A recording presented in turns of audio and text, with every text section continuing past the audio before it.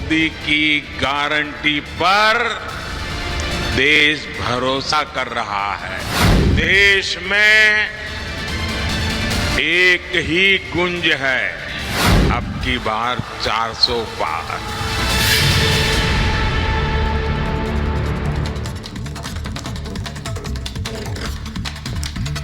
नमस्कार, आपके साथ मैं हूं सुजाता कुकरेती। आप देख रहे हैं महाभारत और महाभारत में आज बात कर रहे हैं 3 AM मीटिंग 370 की प्लानिंग। और ये इसलिए कह रहे हैं क्योंकि रात 3 बजे तक नरेंद्र मोदी ने एक बड़ी बैठक की, एक बड़ा मंथन किया है और 370 के लिए ये मंथन किया है। इसीलिए आज इस पर महाभारत कर रही हूं क्योंकि ये जो तस्वीरें आप देख रहे हैं, रात 3 बजे तक एक बैठक हुई है बीजेपी के मुख्यालय में। उसमें जो लोग पहुंचे थे और उसके बाद 3 बजे के बाद प्रधानमंत्री वहां से निकले। यहां से निकलकर अगले दिन की तैयारी, या फिर अगला दिन तो तभी हो गया था। रात 3 बजे नरेंद्र मोदी वहां से निकले, अगले दिन सुबह कहां पहुंचे वो तस्वीर दिखाइए। 3 AM की मीटिंग के बाद अगले दिन सुबह झारखंड पहुंच गए थे प्रधानमंत्री नरेंद्र मोदी, जहां कई करोड़ की परियोजनाओं की सौगात दी है प्रधानमंत्री ने। झारखंड की यह तस्वीर आपकी प्रधानमंत्री की आप देख रहे हैं। एक बड़ी जनसभा को संबोधित किया और उसके बाद दोपहर में कहां पहुंच गए। उसके बाद दोपहर की अगली तस्वीर देखिए, बंगाल पहुंच गए प्रधानमंत्री नरेंद्र मोदी और वहां बंगाल में आज रात वहीं बिताएंगे प्रधानमंत्री नरेंद्र मोदी। अभी 24 घंटे भी नहीं हुए लेकिन 3 राज्यों में प्रधानमंत्री का ये जो दौरा है, दिल्ली से बैठक से शुरू हुआ, झारखंड और उसके बाद अब बंगाल में प्रधानमंत्री नरेंद्र मोदी हैं। आपको जल्दी से बताती हूं प्रधानमंत्री के लिए कल रात की यह बैठक अहम क्यों थी। क्योंकि नरेंद्र मोदी अपने योद्धाओं को सीधे सीधे उतार रहे हैं 2024 के समर में। बीजेपी मुख्यालय में रात 3 बजे तक बैठक हुई है। यह बैठक जो आप देख रहे हैं बीजेपी के मुख्यालय में हुई, जिसमें बीजेपी शासित राज्यों के मुख्यमंत्री, डेप्यूटी चीफ मिनिस्टर्स, केंद्रीय मंत्री पहुंचे थे। पीएम नरेंद्र मोदी की अध्यक्षता में यह बैठक थी और 6 घंटे तक पीएम मोदी ने नामों पर मंथन किया है। पहले 2 घंटे नरेंद्र मोदी ने अमित शाह और नड्डा के साथ बैठक की, बीजेपी के राष्ट्रीय अध्यक्ष के साथ। उसके बाद बीजेपी मुख्यालय में हर राज्य पर चर्चा की है। हर राज्य के जो नाम है, अलग अलग नामों पर चर्चा की है। 3 सबसे लोकप्रिय नेताओं के नाम इस बैठक में लाए गए थे। अंतिम नाम पर मोहर लग चुकी है। जी हां, मोहर लग चुकी है। दावेदार के चुनाव जीतने की क्षमता को परखा गया, उसके बाद मोहर लगी जनता में पकड़ और जो जमीनी सक्रियता है कि लोगों के साथ संवाद कितना है, लोगों के साथ किस तरह का रिश्ता बनाए हुए हैं। 2 साल के काम की जो फीडबैक रिपोर्ट है वो पहले ही ली गई थी और संगठन कार्यकर्ताओं से पहले ही चर्चा की जा चुकी है उन नामों पर। जनता से सीधा संवाद वाले नेता को ही तरजीह दी गई है जो अपनी कॉन्स्टिट्यूएंसी में, अपने क्षेत्र में रहा है और लोगों से जुड़ा रहा है। अब आपको यह भी बताती हूं कि किस तरह से प्रधानमंत्री नरेंद्र मोदी ने इस मंथन के बाद जो नाम सामने आ रहे हैं, ये जो 3 चेहरे आप इस वक्त देख रहे हैं, इनके बारे में कोई चर्चा नहीं है क्योंकि तय है प्रधानमंत्री नरेंद्र मोदी वाराणसी से लड़ेंगे, गृह मंत्री अमित शाह वो भी लड़ेंगे गांधीनगर से अपनी सीट से और राजनाथ सिंह लखनऊ से लड़ेंगे। तो इनके नामों पर कोई चर्चा नहीं है, सब जानते हैं। लेकिन इनके साथ बीजेपी के दूसरे योद्धा कौन है? कहा यह जा रहा है ज्योतिरादित्य सिंधिया, जो कि कांग्रेस छोड़कर बीजेपी में शामिल हुए थे 2019 के चुनावों के बाद।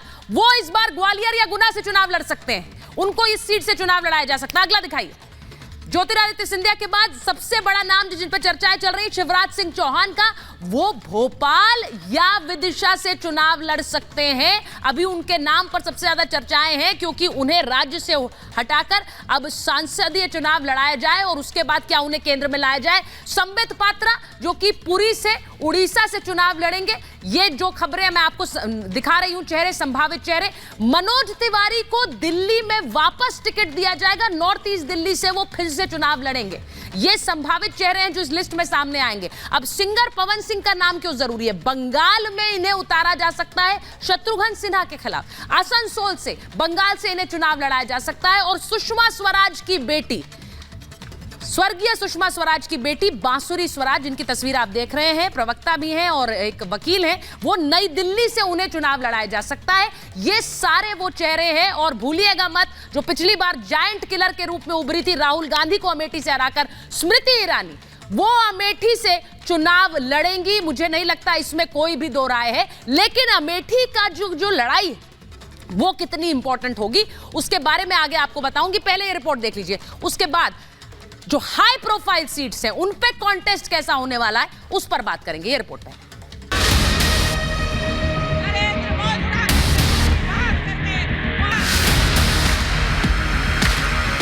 भारत माता की, भारत माता की।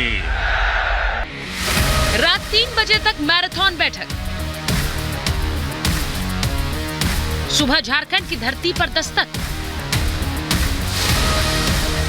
दोपहर में पश्चिम बंगाल में एंट्री, करोड़ों की सौगात और धुआंधार प्रचार।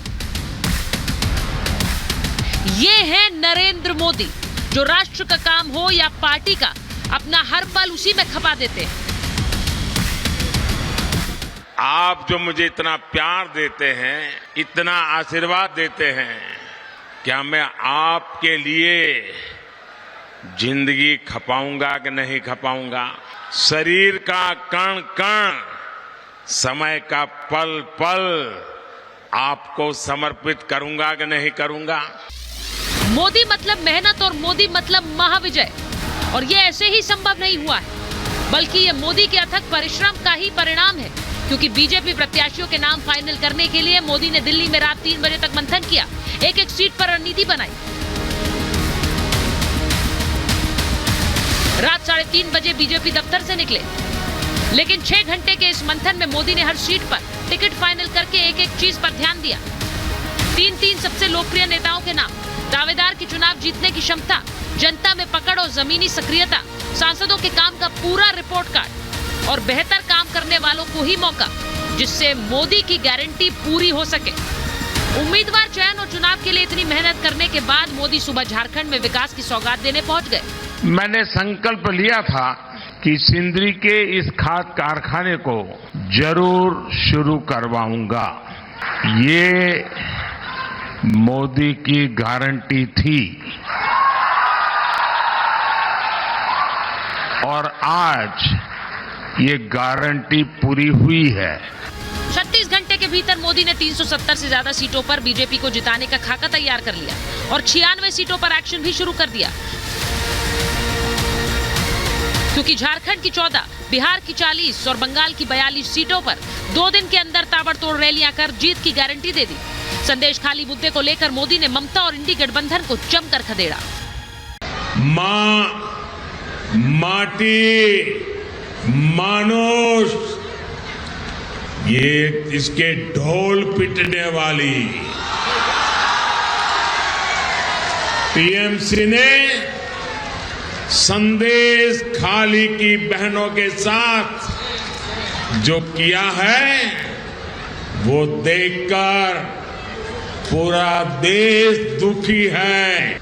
इंडी गठबंधन के लिए भ्रष्टाचारियों, परिवारवादियों और तुष्टीकरण वालों का साथ देना ही एक ही काम बचा है, यही सबसे बड़ा काम है। मोदी ने मैराथन अंदाज में करप्शन से लेकर देश लूटने वालों को जमकर खरी खोटी सुनाई। जनता को गारंटी दी कि सबको लौटाना होगा, इसीलिए 24 में फिर मोदी को आना होगा। सीट शेयरिंग से लेकर टिकट फाइनल करने और मुद्दों से लेकर गारंटी तक सब कुछ 400 पार के लिए मोदी ने कर रखा है पूरा प्लान तैयार। क्या इसी से मचा है इंडी में हाहाकार? इसी पर आज की महाभारत।